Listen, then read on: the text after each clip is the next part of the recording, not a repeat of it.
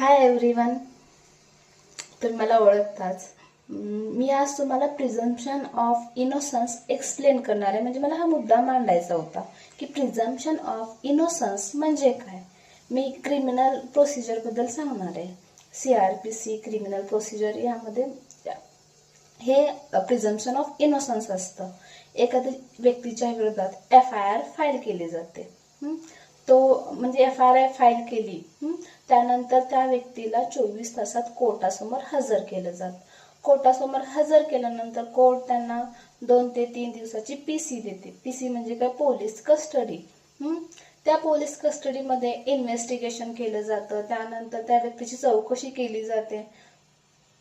त्यानंतर 2 ते 3 दिवस झाल्यानंतर परत त्याला कोर्टासमोर हजर केलं जातं. जर ऑफेन्स बेलेबल असेल तर त्याला बेल पण दिली जाते. इथपर्यंत समजतं सगळ्यांनाच. ह्या गोष्टी समजतातच.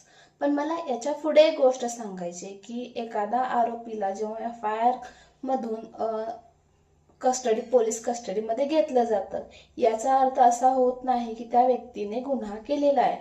जर पोलिसांनी एखादी वर्तमानपत्रात जाहिरात दिली की बाबा फसवणुकीच्या अंडर अशी केस फाईल झालेली आहे आणि जर अशी कुणाची फसवणूक झाली असेल तर त्या व्यक्तीने येऊन पोलिसांशी भेट घ्यायची किंवा त्याला जर FIR करायचं असेल तर FIR करू शकतो.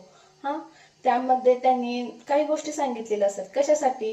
कारण लोकांना समजावं की बाबा ह्या गोष्टीबाबत FIR आलेली आहे आणि जर ह्याच गोष्टी ह्याच फॅक्ट जर त्यांच्या केसमध्ये लागू होत असेल, तीच व्यक्ती जर त्यांच्या केसमध्ये असेल, त्याच व्यक्तीने जर त्यांची फसवणूक केली असेल तर त्यांनी येऊन भेटावं.